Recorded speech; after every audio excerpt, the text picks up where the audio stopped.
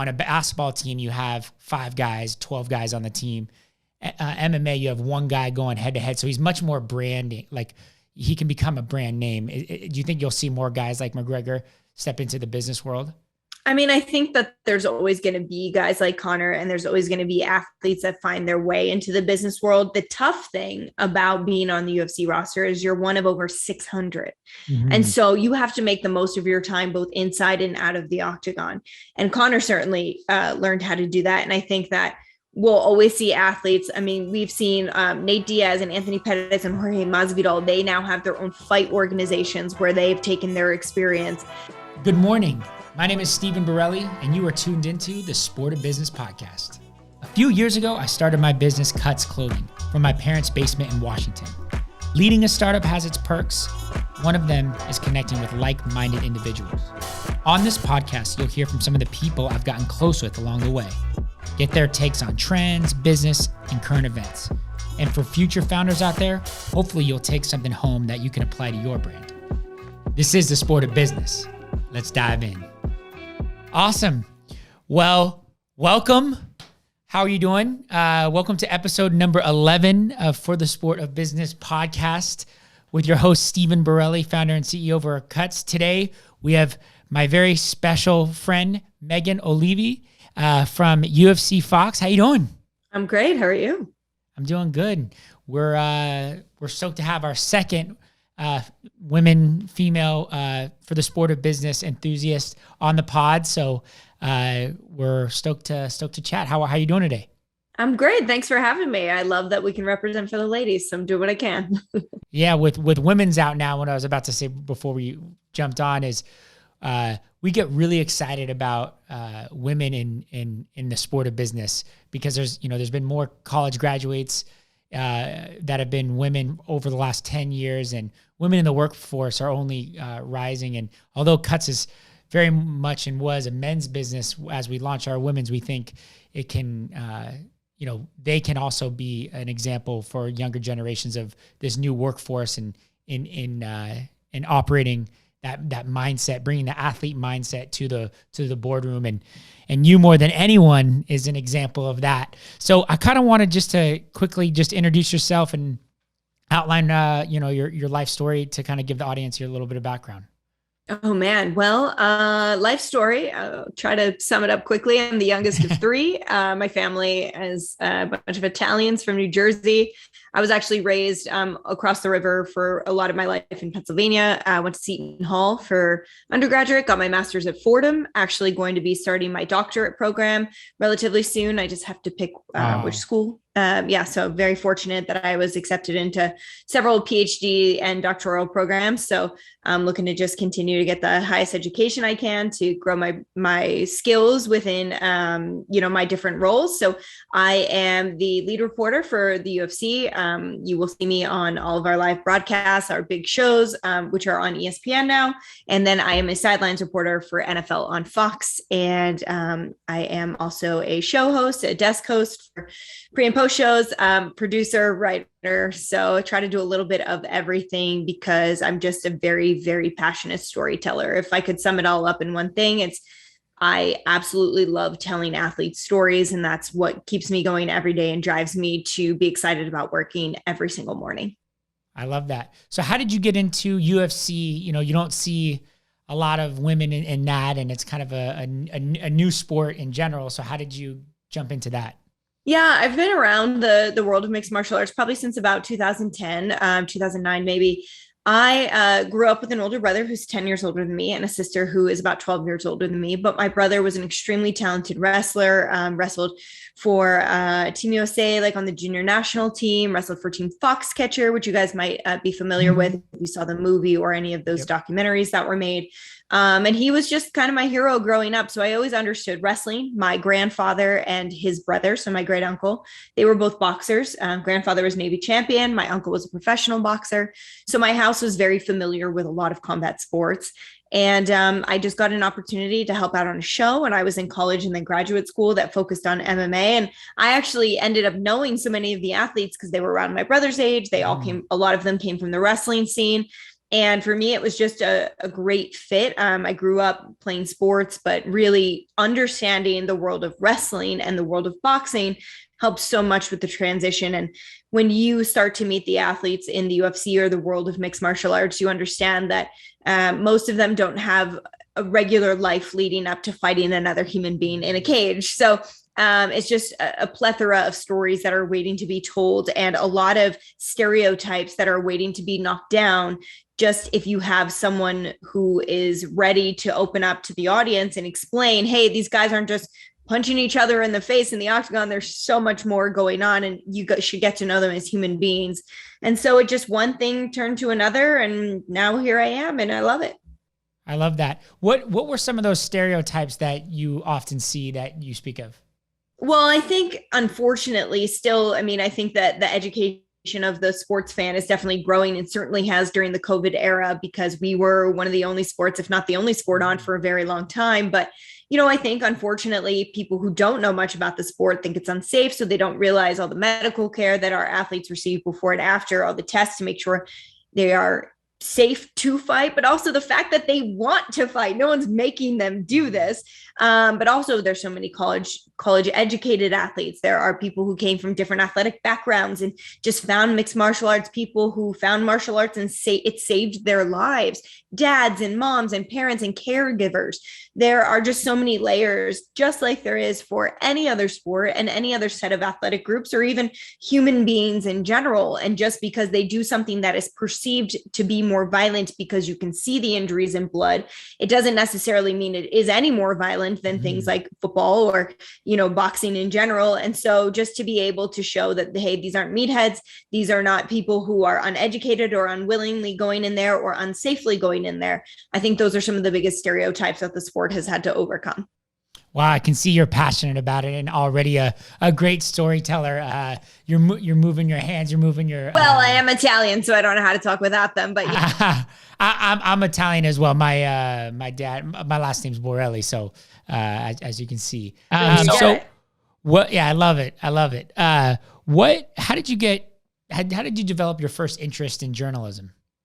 Well, so it's kind of interesting because I didn't ever think that I could work in sports. It wasn't that I didn't think I was able to, it just wasn't a thought that even came into my brain. I grew up an avid sports fan.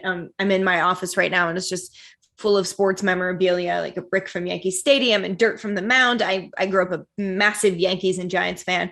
And so basically what happened was I had an internship in New York City during college, and it was at a news network. And I would always talk to the guys on the crew about the night's previous Yankees or Giants game. And they would be like, why don't you talk about sports for a living? You clearly love it. And it wasn't really until I heard a couple of times where I thought, oh, I guess I could look into it. Like, what does that mean? But I had a lot of negative preconceived notions about what that meant. And once I realized, hey, no, this is like a real skill set, a real career. These people aren't being fed what to say, although some of them are. It's a real dive into the things that you love. Once I realized that, I was like, okay, I'm going to do this. And so I went to graduate school and got my master's at Fordham just to make sure that I had a degree to back up what I wanted to do, because there's a million people who want to talk about sports on camera, but whatever you can do to set yourself apart. And for me, education is so important that that's what I did. Was there one individual that you really looked up to that gave you inspiration in journalism? I wouldn't say like one individual, but I would say that anytime you saw a woman step onto the field, especially when I was younger, when it wasn't so prevalent. Mm-hmm. So, some of the early people I remember are Pam Oliver and Tracy Wolfson, and you would see them, Michelle Tafoya, you would see them speak with such authority that as a young sports fan, I never thought, oh, there's a woman or there's a man. I just thought, oh, they have the information, whoever person in front of me on the TV is. And as you get older and you realize they're breaking down barriers that, women aren't necessarily always in these positions, but here they are killing the game, and nobody thinks twice that they are a female. So I think, some of those earlier women that I remember watching on screen are the three I just mentioned. I love that. I think too often people discount sports of just being something you do athletically. But I know for me, you know, I got a lot of inspiration from guys like Derek Jeter, Kobe Bryant, also a Yankee fan. And even though I wasn't going to become a professional athlete, I didn't have those physical talents. Just the way they went about their business and sports as a kid while I played taught me how to really want something. And then I applied that same knowledge as a kid into business now. And there's so many similarities with being competitive and failures and successes that sports are really aligned with business in so many ways.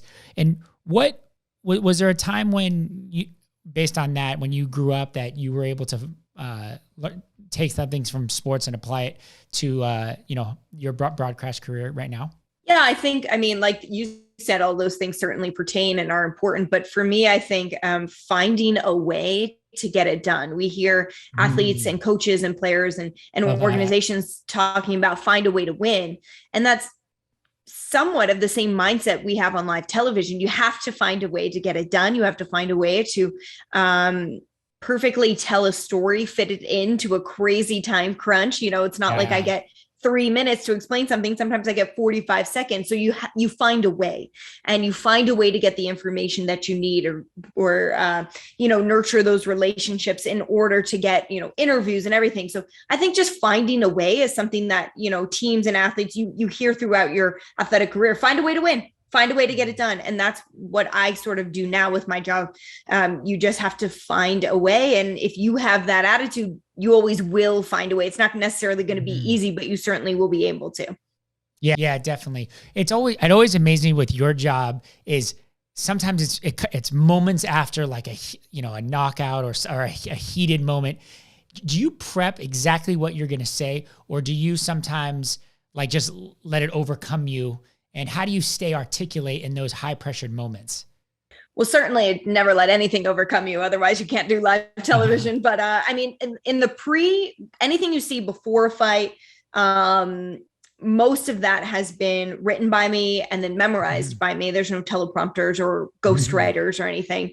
It's from years of study and, certainly dialed in during fight week, but afterwards it is all off the cuff, because you can't plan for things like the way an athlete will walk over to you and have a completely different body language than you're expecting, or be with family members and crying. There's just so many things. So certainly you have to be a student of the game, but you have to be ready for anything. And it's the interviewer's job to give the platform. It is not my job to guide the conversation. It's my job to sort of toss the ball to the athlete and let them score, which means let them storytell, let them explain and bring up the things that are important to them in that moment.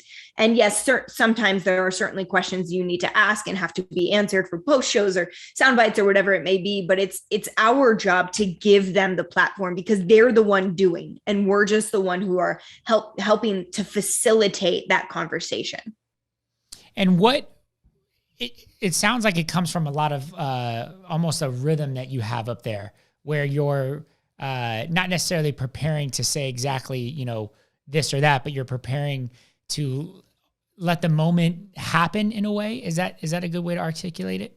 Yeah, no, you definitely have to let the moment happen. If you go in there with any sort of preconceived notion or hopes that it might go one way or another, or, lack of preparation, thinking it must be going this way, when there's a small percentage it can go another way, you're shooting yourself in the foot. And that is such a detriment to not only the viewers, but also the athlete or the team or whoever you're working with. So it's about preparation for every single possibility, and then just letting it all play out in front of you.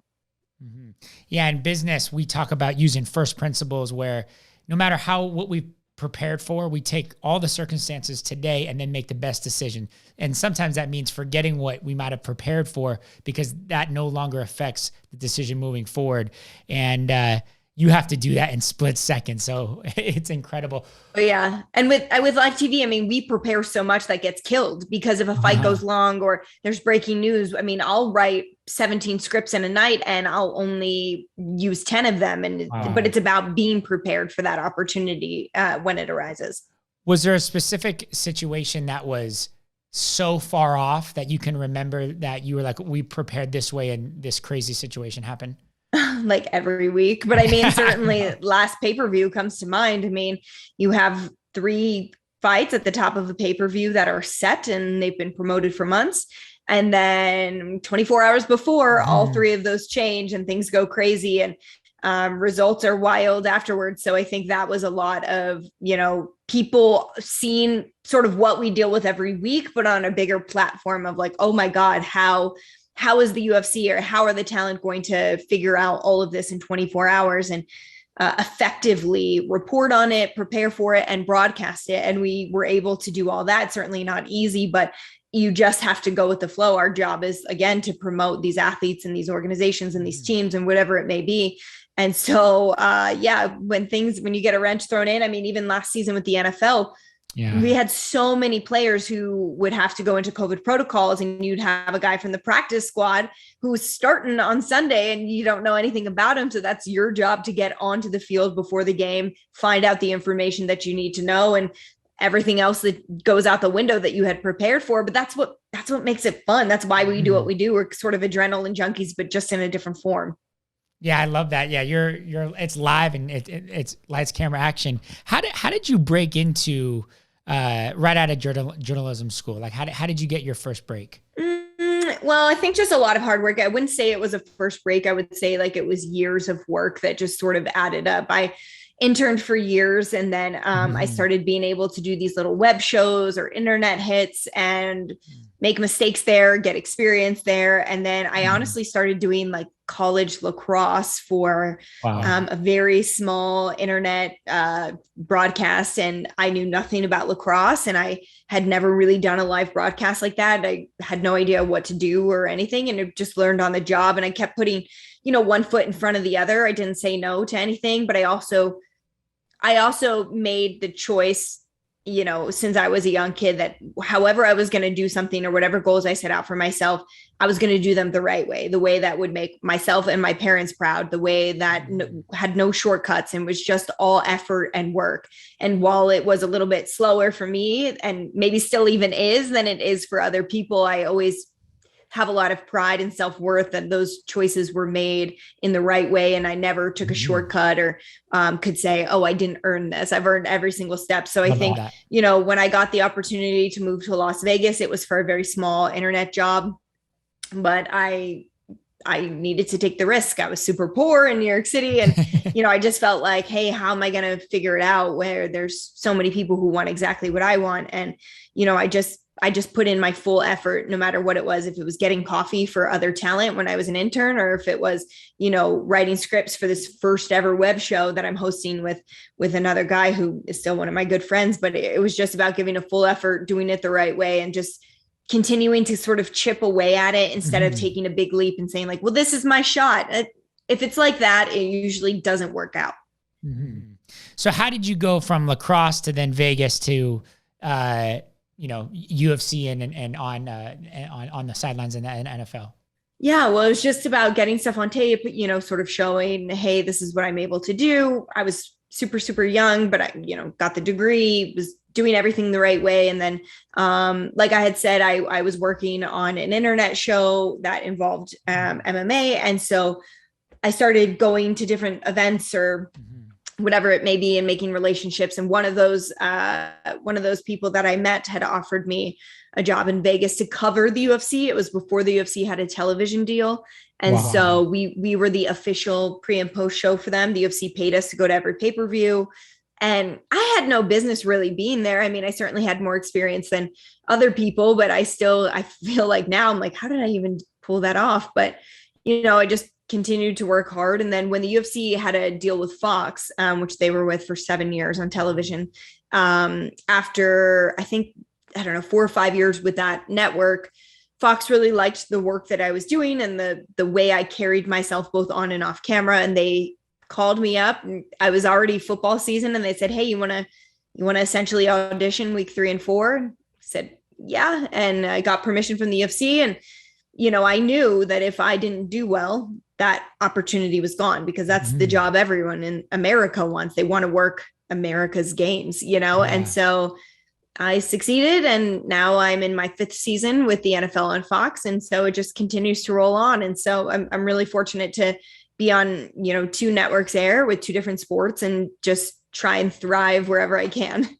I love what you said. It's never usually one thing that gets you from point A to point B. It's a collection of a little chips away. I know for us, I had to move home and kind of start the business, and we sold millions and millions of dollars of shirts, and now women's, and but someone says, "Hey, was there a moment that did Cuts all of a sudden had a ton of success?"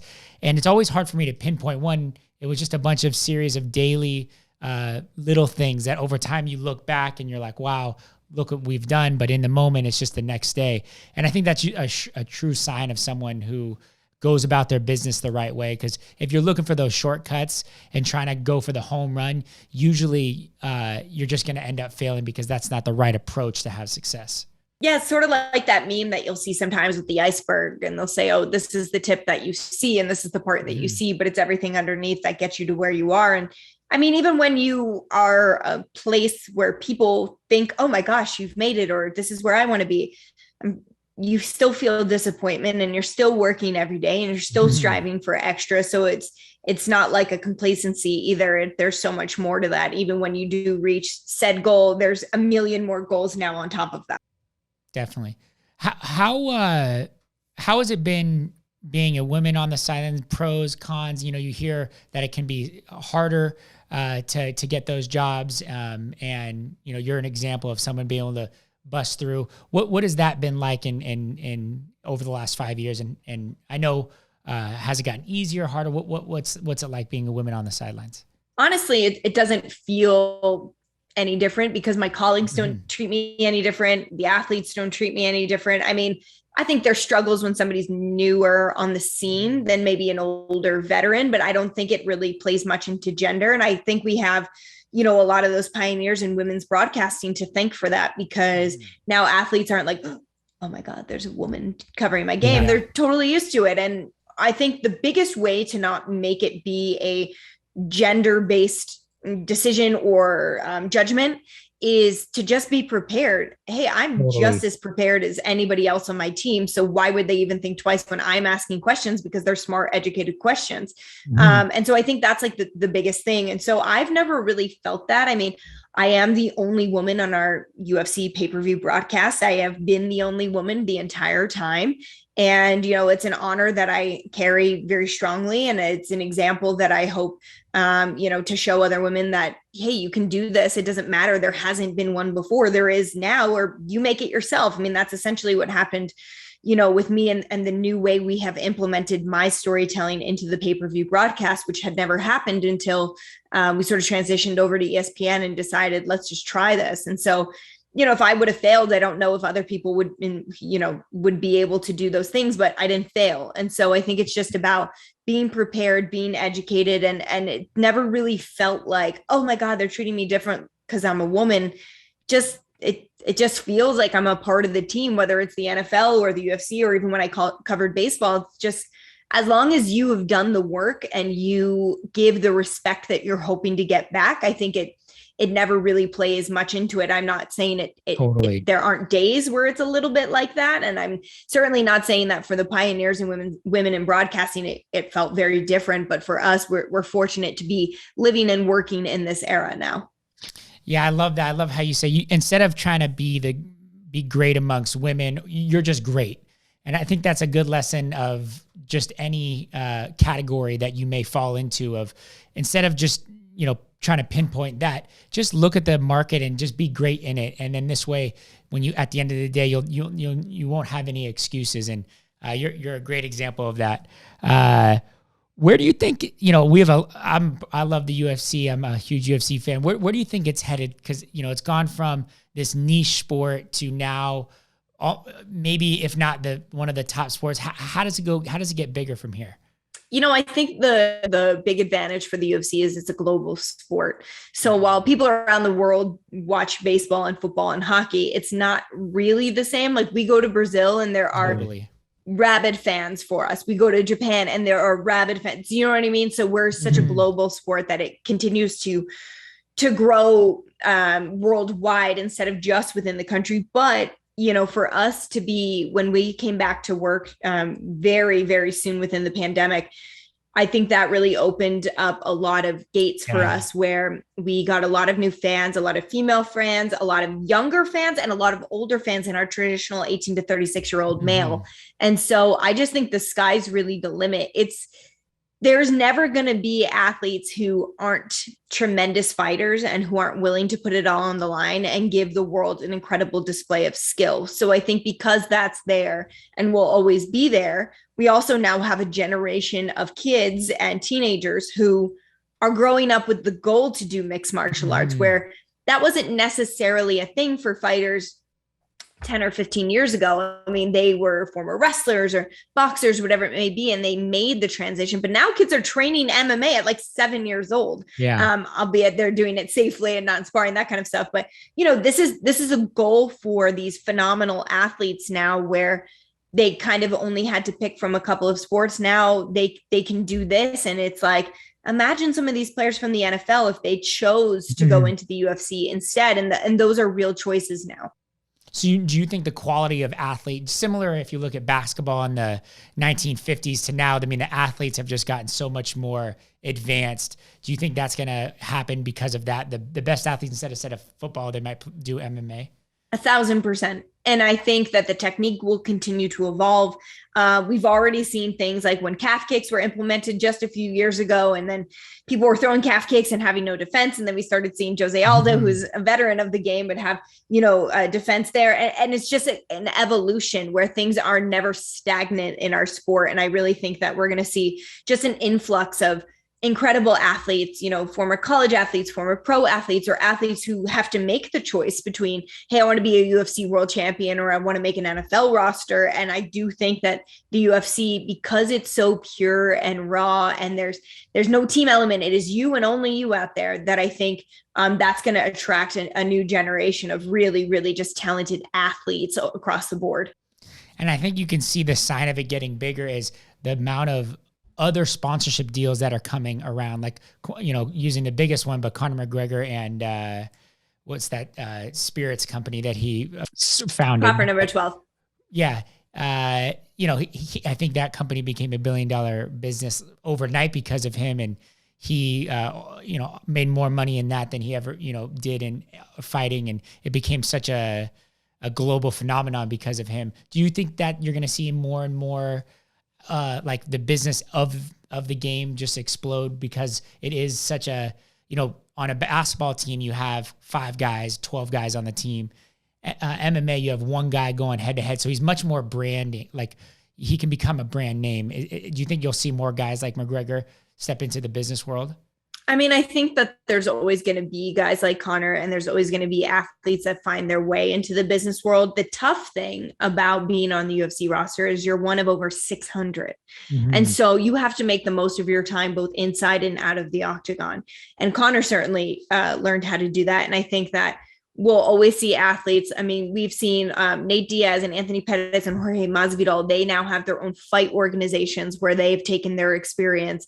Masvidal has his own Mescal. And so you're going to be able to see a lot of people venture into the business world. But what's difficult for a mixed martial artist is the game is so selfish, and you have to always be working. Essentially, you have to always be training, because you never know when your next bout is. You never know who your next opponent may be. There's no off season, that they don't maybe have the time to devote to outside businesses until they're retired, or until they have a bit of a lag in their schedule, which doesn't happen often. So while I do think that it's going to be a trend that starts a little bit more and more, and we are already seeing it. I mean, Dustin Poirier has a hot sauce. People are making decisions that are organic to themselves. I think it also is more difficult for a mixed martial artist, one fighting on the UFC roster, than it is for athletes on a team of 12 or, an active roster of 50 or however it may be. I think it's a little harder to separate yourself and find the time to be able to do so. Going back to your career, what was some of the lessons that you learned early on, to whether it's, how to approach the sideline, or like what were some of the biggest things you've learned?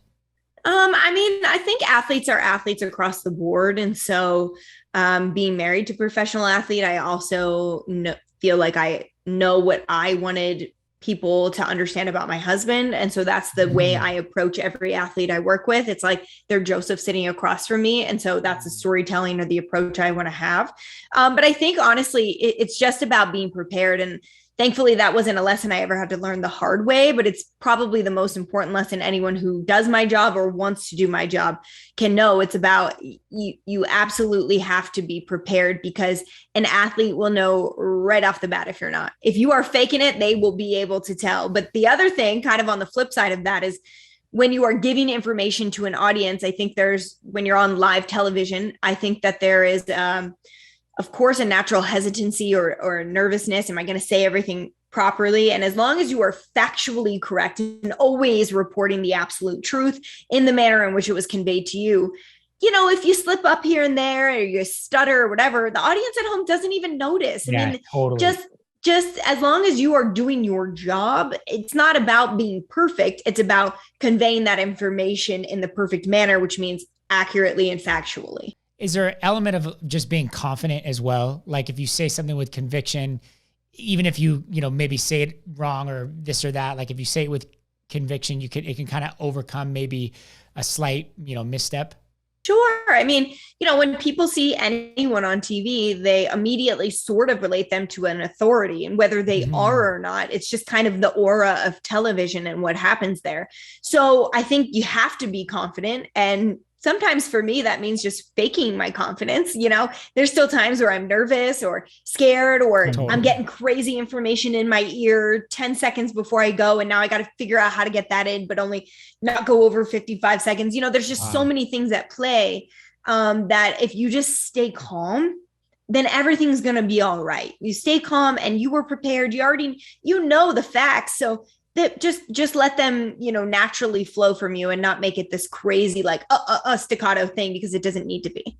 Mm-hmm. Wow. That's so walk me through how it works. So when something could be talking to you, like right now, you could be having something in your ear. Oh yeah. And you're having to, take that information and then properly educate that to the viewers. Well, usually for me, at least, it's not information that's being conveyed, but more of, hey, we're going to change the footage that's going to be shown. So make sure you mention the weigh-in stare down, because we're adding that. And they'll actually be speaking to us when we're on TV. Somebody is telling us rap or 10 seconds, whatever. So we're hearing another voice while we're talking. And oftentimes you also have a feedback of yourself. So you hear yourself a little bit delayed, you hear somebody else talking to you, and you're trying to convey that message while staying on schedule. So it's definitely a bigger juggling act than people might imagine. Yeah, that's hard. Sometimes I'm multiple Zooms and I'm trying to pay attention, and that seems 100 times harder. How do you, with your schedule being in one city, never really being in one place, how do you maintain your mental health and you're able to maintain your edge just with a crazy schedule? Yeah, I mean, it's a good question. I would be lying if I said that there weren't times my mental health maybe wasn't in a great place. There are struggles and challenges that come with living a job publicly, and certainly that can be hard at times. And I think it's about surrounding yourself with good people. The colleagues that I work with on both NFL broadcasts and UFC broadcasts are like family. And so when we can relate to each other, when we can lean on one another, when we understand what's going on, not just in our professional lives, but also our private lives, that really helps first and foremost. But I think when you're on the road, which is a completely different beast, you have to just take care of yourself. It's stupid stuff like packing electrolytes and my favorite tea for at night, and making sure I go to the gym, and whether I walk on the treadmill for 30 minutes or I run 6 miles, it's still moving my body and finding a bit of a routine there. I've become a lot more devoted to like getting delivery in my room and just kind of zenning out, because I'm not a person who likes to go out. I don't drink, so I find my moments of peace where I can, because what we do is so draining. And so it's like walking a tight wire or a tightrope for 8 hours. And so that takes so much of your energy that you have to learn to really take care of yourself otherwise. And, so when you're on the road, it's about picking flights that are going to work for your sleep schedule, making sure, hey, what's important on this day? Do you need to leave later so you can spend the afternoon with your family? Do you need to land earlier so that you can have a day? It's just all about making those decisions that take a little bit more time and effort, but are certainly worth it because, man, it can be a very, very challenging lifestyle, and it can be a very draining, a draining way to live if you don't approach it in the best manner. I can see though that it's all worth it. You love it.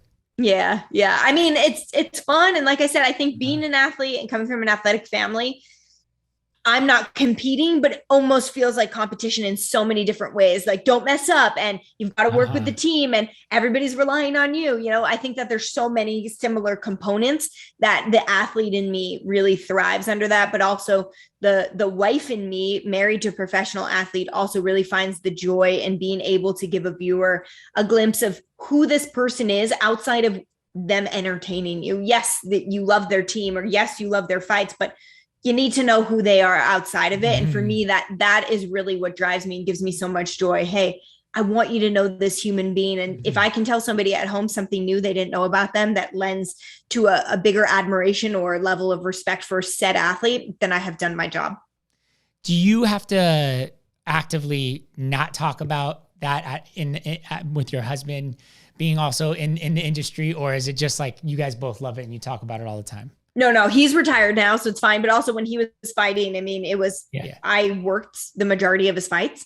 There were some that I didn't, but everyone knew I was Joseph's wife and certainly knew that that's who I wanted to win when he was fighting. But otherwise, I think, he's so well respected in the sport, and I've interviewed his opponents, both past and present, and before fights and after fights. So I think as long as you approach everything with respect, it's fine. But no, honestly, it has not been a hindrance. It's more been a help because, like I said, I truly approach every single interview as if that's Joe across from me. And I think that really comes across to the athletes, their teams, their management, everybody. So it's never been a problem. Got it. When I see here in 2017, you were Miss Universe. I wasn't Miss Universe. I was a judge for Miss Universe. Oh, a judge for Miss Universe. Okay, I got that wrong. Imagine, I would never walk around in a bikini. Oh my God, I would die. Okay, I was wrong on that. What did you enjoy being a judge? And how did you part of me is like, I love judging, so let's go. But the other part, I mean, I think that's another place where there's stereotypes that exist, and certainly I held. But you realize these women, most of, some people are just there for the pageantry, but most of those women are going to go on to make the world a better place and actually make a difference. I mean, there were incredible scientists and doctors and engineers, and you start talking to these women who are at MIT or in graduate school or in medical school, and you're like, this is amazing. And so for me, it was great to break down those preconceived notions and those stereotypes and barriers that I had of, pageantry. And while I maybe don't agree with all of it, I certainly think that the women who are in there are there to make a difference within the world. And most of them truly will. So being the youngest of 3 children in a big Italian family, were you, how was your family dynamics there? Oh, it's the best. I honestly have the greatest family in the world. I'm very, very lucky. I am the youngest, but it was also sometimes like I was an only child because my siblings are so much older than me. So it was the best. We played sports. We ate all of our meals together. We have all the Italian traditions, which now, are important to me to uphold within my own family. And my siblings and my parents are my best friends. I talk to all of them every single day. And I feel so fortunate to be raised the way I was, where I was. And I honestly wouldn't change a thing about my childhood. I love that. Yeah. I had a very similar, even as sports got crazy, every meal was at home. My mom was a stay-at-home mom. My dad worked his ass off, and that was important to them that we would break bread every day, talk about what happened at school, debrief the day. And now, I'm engaged, and as I look to build a family, I want to make sure to install those because life's crazy, and I know my schedule is going to be a little bit different than my mom and dad's at the time. But just those meals together were so important. What kind of lessons from your Italian family you think like in a specific way that you would want to carry into your family? Well, we already, I mean, my husband and I have been married for 7 years, been together for a very long time. And for us, we have every meal together. So whether he had late night training or he had an early practice, we get up, we have coffee together every morning because my parents always had coffee and tea together. That's great. And then we have dinner together every night. And I didn't realize, because when you are raised that way, and it's just something you continue to do. I mean, I lived with all Italian girls in college, and we did that in college. So you don't really realize that people don't necessarily live that way. They don't have every meal as a family together, or they don't have coffee together in the mornings. So, as we got older and we sort of talked to other couples or other family members, whatever, and you realize, oh, you don't do that, then it almost makes you more grateful that that's something that is just natural for us. We are sitting down together, we start our day together and we end our day together. And for me, that is such a valuable thing that my parents taught us and my grandparents taught them. My grandparents would do all the time, and we'd have these big Sunday dinners. And whenever there's a holiday or a big event or even just a random day, it's at our house. I mean, I'll host all of our friends here in Las Vegas. I make sure every holiday that whoever's in town that we work with or we're friends with are not alone. And for me, that is the essential way to live as an Italian, is to welcome everyone into your home and make them feel like they belong and they have a place to be and feed them. And so that is just totally non-negotiable for us. We have traditions that we do on every holiday, but everybody is allowed and everybody is welcome. And, my husband and I, and one day when we have children, we're going to start and end our day together, because in my mind, there's just no other way. That's just how you do it if you're a family. I didn't realize it at the time, but that time in the morning with my mom when she would make breakfast or at dinner, it allowed me to have a safe place so I could build my confidence. I could talk about the day. We could wrestle through things. And then when I went into school, I just had a more peace about me. And, as a kid, you don't realize that that's what those times are doing for you. But you start to realize as adults when you meet other people that didn't have that, and there's just a tick wrong with them. They don't have that self-confidence and that sense of security that everything's going to be okay. I don't know. Has that kind of led to, part of your success? Is that? Yeah, for sure. I mean, I grew up thinking I could do anything because my parents thought I could do anything. And they didn't just tell me that like lip service. They really meant it. Hey, if you work hard in school and you give your full effort in sports, but sports always came after school, you had to have great grades in the Olivi household to do anything else. But, and you find your own voice. And for me, I never was like a big person who felt peer pressure or anything growing up, because I think I was okay with myself. I had confidence instilled in me at such a young age. And to me, my relationship with my dad and my brother were so valuable. I wasn't looking for attention from men somewhere else. I was very fully confident in who I was, that a lot of that has been just really important to, how I grew up, which then impacted who I became as an adult and the choices and decisions I made. And even when presented with things that seemed like, oh, well, this might get me ahead, if I felt like it was unsavory, I wasn't doing it. And it has a lot to do with going back to my roots.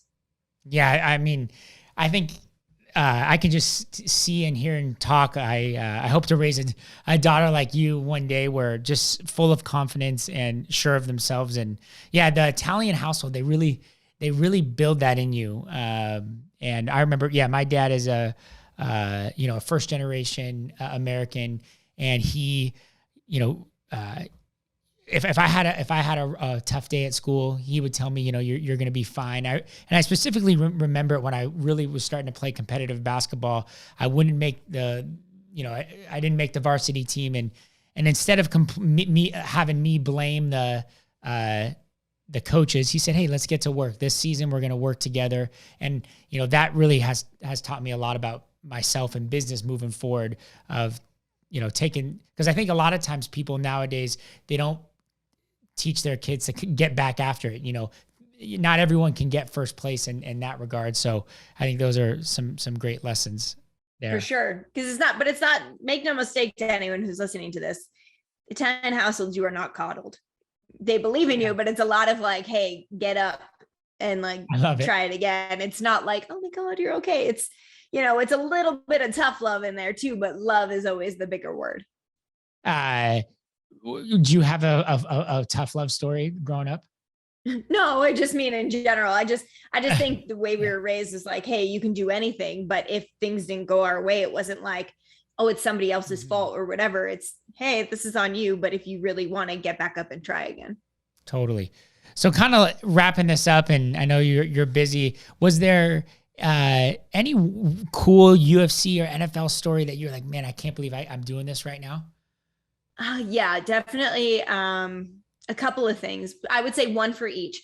I did the Aldo Mcgregor World Tour where we literally flew around the world, Brazil, America, Canada, London, and Ireland for 12 days. And I flew Air Aldo. So I was with Jose Aldo, and we Cool. had the craziest schedule where, you know, we would land in a place at 5 a.m. and sleep for a couple hours and do media all day. And I had to pinch myself because that was just an incredible experience and a learning experience, but also it felt like the world was sort of watching. I was fortunate to do the Conor McGregor, Floyd Mayweather World Tour as well. And that was also bananas, but I think that was a huge moment for me. And then on the NFL phase, I think actually interviewing Eli Manning, my first ever game. Again, they offered it to me like 10 days or 2 weeks before. I knew it was sort of an audition. I got the Giants. And as a lifelong Giants fan, I'm, you know, trying not to show anybody, you know, hey, I love this team. And I worked with, you know, the team beforehand. We do pregame interviews and everything. And Eli Manning was just so lovely and everything I had hoped he would be. And then he won the game. The Giants won the game. And Eli was my first ever post-game interview. And I think he probably knew I was very nervous. I'm like 5 feet tall, so I'm very small in stature. Obviously, I was younger there, and I look even younger than I am. And so he was just so amazing with me. And I used to wear an Eli Manning jersey all through college. I mean, every time the Giants play, I'd wear number 10. And, you know, we took off school to go to the parade when they won the Super Bowl. And so that was a pinch me moment for sure, where I just thought, I can't believe this. I didn't even know this was a possibility when I watched Eli Manning play. And now here I am, and he's talking to me and he's listening to what I have to say. And it was just, that was just an incredible experience. And thankfully it was my first game. And ever since then, it has just been, you know, riding high since then. And I feel really fortunate to be able to do what I do because I'm in awe of all of these athletes. Totally. So the fact that I get to even be around them is astounding. What, is there any athletes like, you know, sometimes Nick Saban, he's all heated and he'll give a one-word answer, or Popovich on the Spurs, he'll say next question and then leave. Have you ever had a toughest interview that you can remember that was like, okay, I got to really think about this, the coach or the player or the athlete's just going to be really difficult? Well, you know, I don't think anybody's really difficult. I think there are difficult scenarios. So even every game with halftime, most coaches run into the tunnel. So you get maybe 90 seconds if you get to meet them further down the field. But if you're closer to the tunnel, you might get 30 seconds. And you have to have a question that's going to hit on all regards of the game. Now, sometimes there's very obvious things, but sometimes there's not. And so you have to formulate whatever it is to be a perfect question that you can get as much as possible out of those 30 seconds you might be allotted with a coach. And so that can be difficult. And certainly, you know, athletes, when they're cutting weight, fighters, when they're cutting weight, they feel horrible. Like, I'm not trying to waste their time or agitate them in any way. And afterwards, if they win, there's high emotions. And if they don't win, there's also incredibly difficult times to go through. And so just making sure that you're always coming from a place of respect. I think that, like I said earlier, whoever you're talking to can feel where you're going with things or what kind of position you're coming from. And I think while scenarios might be difficult, I've honestly never really worked with anyone who has proven to be a challenge. I think there's different personalities, and if you can figure out how to work with them, sometimes you got to toss in a throwaway question just to make them open up a little bit more. But if you have the time and you understand that, then it's okay. But I've been really fortunate, and I think everybody who's in this world understands, hey, this is not something you can get out of. I'm not trying to like be a jerk. We just have to do this. This is both of our jobs. When you say throwaway, is that sort of like disarming them, like giving them a softball to kind of get them warm, and then the next question you ask to get to what you're trying to discover? 100%, because you'd be surprised the amount of athletes that are actually very camera shy and don't want the attention. And they might be the star player or an incredible fighter in the top 5 of their division, and they get nervous or they shy away when the lights turn on. And so sometimes you need to ask them about their family before you even start, or, make them comfortable. Hey, do you need water? Do you want to do this one sitting down? And it's just about those little interpersonal conversations and relationships where you can sort of read the room. And I would rather ask a question that makes them comfortable, but maybe isn't to the situation, than immediately go in there and get one word answer. Mm-hmm. Yeah, there's a lot of similarities with business in that, when we first started, we had, 8 people, so you could lead one way. But now when we have 50, you have to read the room, and each person, you kind of have to massage it a little bit and understand how they want to be led, or communicate with them in the best way, or else the point's not going to get across. But yours is much harder because you're running on the sideline trying to literally running. Yeah. I'm always amazed when I see you guys, like especially the halftime, the coaches, their mind's totally not in it. Maybe there was a fumble, or, right after a fight, they just lost and they had been training all this time. Because when a lot of times the outcome just happened. So you're making that split decision, and it could have gone, hey, you're going to say congratulations to one, to now, hey, that was a tough, you got flipped and boom, you got, tapped out. So you have to be incredibly locked into every episode. No, 100%. And yeah, I know you meant every scenario. No, you have to be, but it's one of those things where if your focus wanes, because sometimes it does, especially if you're doing, 7 hours or 8 hours of television, or, a game is going long or slow. Sure, there's going to be a second or two where your mind wanders, but then for me, I just bring it back to, well, I could be here, or I could be watching this at home on my couch. And I don't want to be on my couch. I want to be here, and I want to be the one delivering the message to the viewers and helping tell these stories. And so that sort of brings you right back to where you need to be. Amazing. Well, I greatly appreciate you giving us this 45 minutes to chat and, tell us your story. We're huge fans over here. You're an amazing representation of someone who lives and breathes the sport of business, both in your personal and professional life. So we're going to be rooting for you, and it'll be cool to see you on the TV screen here soon. Hey, thank you. Yeah. See you this weekend. Yeah. See you this weekend. Talk soon. Thanks, guys. Awesome. Well, yeah, that was great. I appreciate it, and hope the interview went great and you enjoyed it. Yeah, for sure. And listen, I'm just going to put it out there because I believe in putting things out there for the universe. But if you ever need a woman to help design some sort of capsule collection or something, I have a million things. So you just tell me. I think what you guys do is great. Obviously, I like the product, but I really, that's a goal of mine in the future to be able to do, because I go from field to interviews to plane to gym to all these millions of things in the span of a day. So if you ever need anything on the women's side, let me know. No, we definitely will. I think, we would love to continue chatting, and maybe, now that we know that, discuss some type of capsule where we could, maybe even do like a day in the life of a plane to the field to the boardroom, and kind of encompass how you wear cuts in your day-to-day life. Because, when we first started the business, people said, hey, women, you're not going to be able to wear t-shirts because that's not for the sport of business for them like it is men. And we were like, no, you just can't see the vision yet. And so you're an example of, you're living our ethos. Yeah, thank you. Yeah, keep me posted. Honestly, it's been a dream of mine for years, and I genuinely like your products, but I just think that there's a lot of things missing for women who work. There's women who work on fancy broadcasts like I do for a pay-per-view, and there's women who work, in an office, but it's hard when a woman works, outdoors, like I might for a game, and there's a traveling component and there's an away from home component. So, let me know. I certainly would be honored. Yeah, I'll talk to the design team, and we'll keep chatting, and we'll talk soon. And again, I greatly appreciate it. Hey, thank you guys. I will see you soon. See you soon.